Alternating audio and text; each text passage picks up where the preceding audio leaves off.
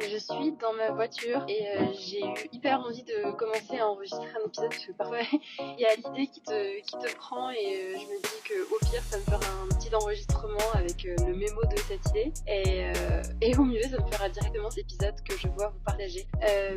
En fait, j'y ai pensé en me disant, j'ai encore voulu trop bien faire. Et je suis sûre que plein de personnes peuvent se reconnaître là-dedans parce que je pense qu'on est beaucoup de femmes surtout, à ressentir ça ou à tomber dans ce piège-là de vouloir constamment, toujours trop bien faire. Et en fait, quand j'ai lancé mon activité, certes, j'ai eu énormément d'inspiration, énormément de feu créatif, énormément d'ambition à ce sujet, etc., qui est toujours présent. Mais en fait, à ce moment-là, je me suis dit, ah, c'est trop bien, j'ai exactement trouvé ce que j'avais envie de faire et de quelle manière j'avais envie de le faire et surtout de quelle manière j'avais envie de communiquer. Et en fait, ça a ouvert une petite case en moi qui était hyper chouette à ce moment-là parce que c'était, putain, mais je vais enfin pouvoir parler de sujets qui m'animent, qui m'intéressent, sur lesquels, enfin, pour moi, il n'y avait aucun doute en fait, dans le sens où je sais que depuis toujours, je peux parler pendant des heures sur des sujets qui sont liés au déverso, à la spiritualité, à tout ce qui est lié aux femmes, à l'ambition, à l'argent, à l'identité. Enfin, toutes ces thématiques-là, c'est vraiment des sujets sur lesquels, pour moi, c'est infini en fait. C'est infini d'expérience et de ressenti, enfin, c'est infini. Et en fait, là où j'ai voulu trop bien faire, c'est que je me suis dit, ok, alors dans ce cas-là, maintenant que j'ai trouvé un peu ce feu créatif, vraiment cette envie, que je me suis reconnectée à ce qui me faisait vraiment vibrer, ce qui m'appelait depuis toujours finalement, je me suis dit, bah, maintenant je vais coller là-dessus les règles et les codes du business. Les règles, les codes du marketing, ce que je dois mettre en place euh, pour avoir une bonne stratégie, pour être visible, etc., etc. Certes, je suis absolument pas contre ce type de procédé parce que je pense que n'importe quel business pour prospérer, enfin activité de façon générale, même pour prospérer, a besoin de cadre, a besoin de, de cadre. Mais pas au détriment de ta créativité, pas au détriment de tout le feu que ça crée chez toi, de tout le fun et de tout le plaisir que tu peux avoir en fait à faire ce que tu as à faire. Et en fait, moi, c'est là où du coup je suis tombée dans ce piège-là. C'est que je me suis dit, ok, bah maintenant que j'ai ce truc-là, c'est bon, c'est comme si c'était verrouillé, que c'était acté, et que du coup je pouvais passer à la step suivante de, ok, bah comment je vais mettre en place une stratégie, comment est-ce que je vais mettre en place euh, toutes les règles marketing pour pouvoir communiquer correctement, toucher ma cible, les faire rentrer dans un tunnel, etc., etc. Et en fait, c'est là que je me suis perdue parce que du coup, cette partie-là, c'est quelque chose que je sais faire, mais en fait, j'ai un truc où j'ai envie de faire vraiment bien, vraiment presque parfait en fait, sauf que évidemment le perfectionnisme, enfin la perfection n'existe pas. Et du coup, c'est là où en fait je me suis perdue et que je me suis complètement déconnectée. Parce que c'est. Alors, je suis en voiture et j'ouvre le fenêtre, j'espère que ça ne fera pas trop de bruit dans l'enregistrement. Mais en fait, le problème avec ça, c'est que je pense que j'étais pas suffisamment prête. En fait, là où j'ai pensé que c'était entre guillemets verrouillé, que c'est bon, j'avais trouvé, que j'avais compris, que j'avais ressenti, et que je pouvais passer à la step suivante, c'est pas tant le problème de passer à la step suivante qui pose problème, c'est le problème de se couper de ce qui était vivant. Et ce qui était vivant, pour moi, c'était mon feu, c'était ma créativité, c'était de me sentir inspirée de enfin pouvoir parler de tous ces sujets que j'aime et dont, au final, moi, dans ma vie perso, j'en parle tous les jours. Que ce soit avec mes amis, avec mon chéri, avec ma famille, ou juste entre moi et moi-même dans ce que j'écris dans mon journal, ou dans ce que j'écoute dans les podcasts, dans les vidéos, dans mes contenus, etc. Enfin, au final, tous les jours, c'est vivant pour moi, cette partie-là.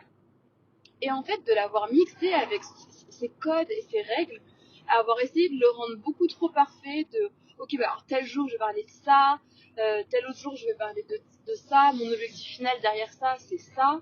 En fait, ça m'a déconnecté. Ça m'a complètement déconnecté et je m'en suis pas rendu compte tout de suite. Parce que, en fait, au tout départ, quand j'ai commencé, je me suis sentie vraiment appelée à un tel point que c'était très simple en fait de parler de tout ça parce que je savais de quoi j'avais envie de parler, j'avais mille et une idées, c'était vraiment une belle énergie. Et là où je me suis pas rendu compte tout de suite que ça commençait à être problématique, c'est que j'avais du mal en fait à trouver des idées, je commençais à avoir du mal en fait à communiquer et je me suis arrêtée d'ailleurs de communiquer parce que c'était vraiment une énergie très lourde. C'était, j'arrêtais pas de dire à mon chéri, mais c'est down en fait pour moi, c'est lourd, je ressens pas d'énergie positive, je ressens pas de légèreté à l'idée de me dire ah ben je vais parler de tel ou tel sujet. Même le podcast qui pour moi est justement vraiment mais une continuité, enfin pour moi c'est vraiment une extension de moi, je veux dire c'est parler, c'est vraiment quelque chose que j'adore, j'adore parler en plus de sujets encore une fois qui me font kiffer de la vie, etc. Enfin c'est un bonheur pour moi et là je le ressentais plus du tout. C'était enfin on peut pas se forcer à parler, c'est bon, enfin on va se forcer à parler avec naturel d'un sujet qui part de soi, c'est juste pas possible. Ça se sent, c'est pas fluide. Et, euh, et je m'en suis donc pas rendu compte tout de suite parce qu'en fait j'ai forcé. J'ai forcé à me dire bah non, je me suis engagée. C'est hyper important pour moi tout ce qui est principe. Et en tout cas une de mes valeurs, enfin ouais, je sais pas si on peut appeler ça comme ça, mais oui, je pense qu'une de mes valeurs qui est très forte, c'est vraiment le côté loyal, la fidélité, le côté engagement. C'est-à-dire que si je m'engage sur quelque chose, c'est important pour moi d'aller au bout des choses. Et certes, si au bout d'un moment je me rends compte que pour X ou Y raison, ça me colle plus, ça matche plus, c'est plus ok pour moi, je ne m'engage pas à aller continuer quelque chose qui me dessert énergétiquement ou moralement. Mais voilà, dans l'idée, il y a quand même ce truc qui est fort chez moi d'aller au bout des choses. Et du coup, je me forçais en fait un peu à me dire qu'il fallait quand même que je crée quelque chose, surtout le podcast, encore une fois, qui était vraiment l'extension, le côté le plus cool que je connaissais sur la communication de mon business. Et en fait, bah, par la force des choses, j'ai mis en pause en fait cette communication parce que c'était trop dur, ça me mettait vraiment pas dans une belle énergie. Et au départ, je comprenais pas, je me disais merde, qu'est-ce que ça dit de moi en fait? Je commence quelque chose, je vais pas au bout, à la moindre difficulté, je stoppe.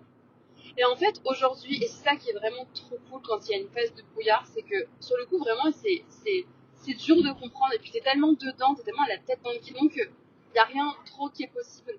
T'es plus en mode survie, t'es justement dans une mauvaise énergie pour pouvoir comprendre ce qui se passe. Et le rôle du flou, de la transition, de la perte de sens, etc., c'est pas de comprendre là, maintenant, tout de suite ce qui est en train de se jouer. À ce moment-là, ce dont tu as besoin, c'est de ralentir. Tu as besoin de ralentir, de te reconnecter à ce qui te fait kiffer, de te reconnecter à tout ce qui est plaisir, de prendre du temps pour toi, c'est bête, mais de respirer, d'aller faire, de mettre ton corps en activité, de te mettre en mouvement, etc. Enfin, vraiment de laisser repasser du vivant parce qu'en fait, ce que je comprends maintenant, c'est qu'en fait, là où mon corps s'est mis en pause, là où l'énergie down que je pouvais ressentir à ce moment-là, en fait, ce qu'elle voulait dire, c'était que j'étais en train de m'éloigner de ce qui était mon feu. J'étais en train de m'éloigner en voulant utiliser le côté performance.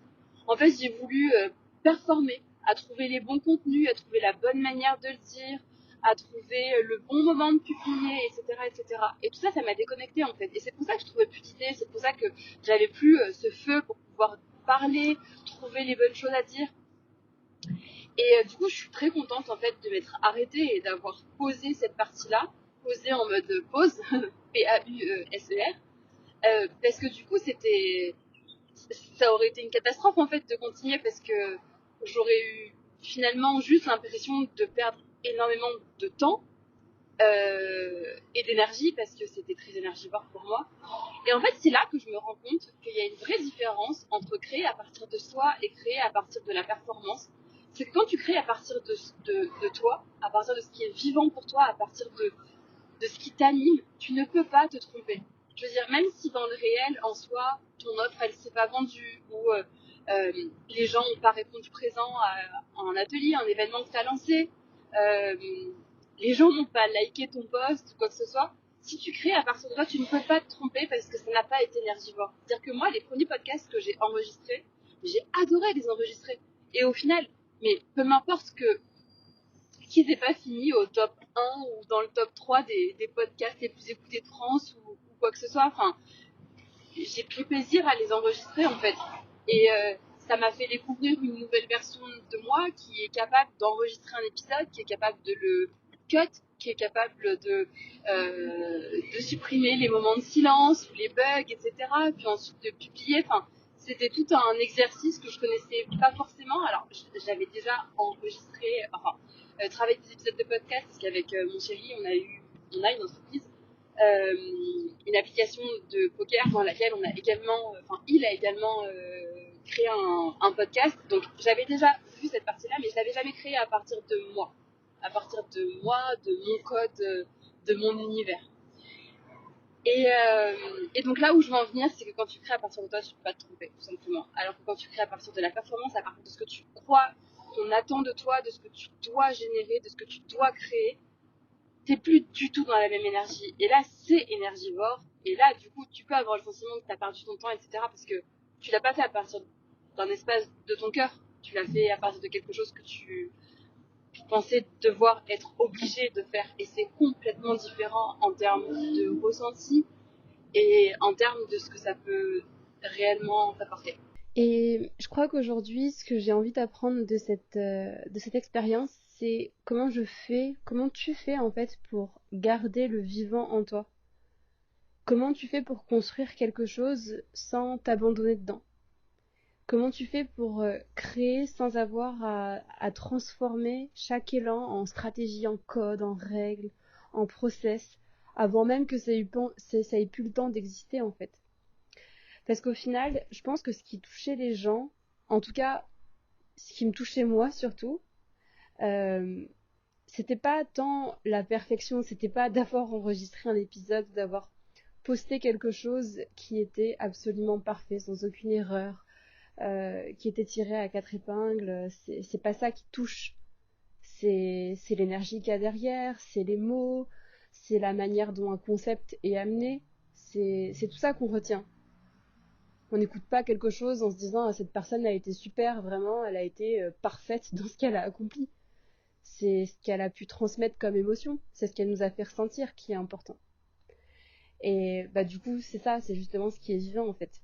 Je pense que le vrai travail là-dessus, c'est clairement pas de comprendre comment est-ce qu'on peut faire pour mieux performer, pour être super et parfait en fait dans cet aspect-là, mais plutôt de réussir à garder un lien avec soi, avec ce feu qu'on a à l'intérieur de ce qui nous touche quand on essaye de créer quelque chose. Et je pense que c'est le cas pour beaucoup de femmes en fait. Je pense que c'est le cas pour beaucoup de femmes qui sentent qu'elles ont quelque chose, qu'elles touchent à quelque chose de très profond pour elles. Et, euh, et en fait, tout de suite, elles essayent de le rendre rentable, de le rendre cohérent, parfait, structuré. Encore une fois, je dis pas, il y a une certaine importance à cadrer et à structurer les choses. Et il y a beaucoup de projets qui ne verraient pas le jour s'il n'y avait pas cet aspect-là. Mais ils ne seront pas non plus vivants si on ne les laisse pas être ce qu'ils sont au départ. Et au tout départ, une idée, elle n'a pas besoin d'être cadrée pour être cadrée. Il y a tout le temps pour que cet aspect-là, il arrive.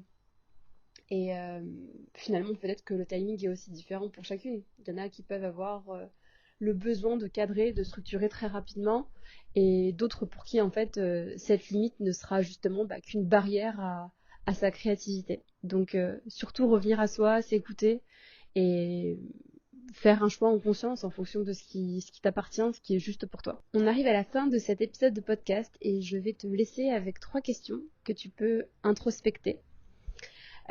Si tu retirais tout ce qui est règles, attentes, stratégie ou tout ce qui est relatif au besoin de performer, qu'est-ce que tu aurais envie naturellement de créer, de dire ou de partager? Est-ce que tu ressens que tu es encore connecté à toi, à ce qui est vivant, à ce qui t'inspire?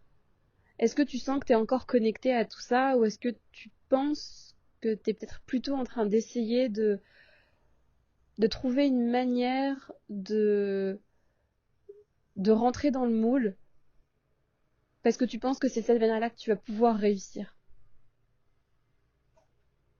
Et une dernière question, quelle partie de toi aujourd'hui essaye d'être parfaite au lieu d'être vivante? Quelle partie de toi essaie d'être parfaite parce qu'elle pense que c'est que de cette manière-là que les choses vont pouvoir fonctionner, au lieu de tout simplement se connecter à soi et d'être dans son authenticité la plus naturelle, la plus vivante. Je te remercie d'avoir écouté ce podcast jusqu'à la fin. J'espère que tu as passé un bon moment ou qu'en tout cas ça t'a fait réfléchir. Et je te dis à très bientôt pour un nouvel épisode parce que Linda a retrouvé la joie de pouvoir enregistrer ces épisodes de podcast en parlant de tout et de rien. En parlant de tout et de rien qui touche toujours à la transformation intérieure, à l'identité, à l'ambition, à tout ce qui nous touche nous les femmes. Donc je suis hyper enjouée, hyper contente.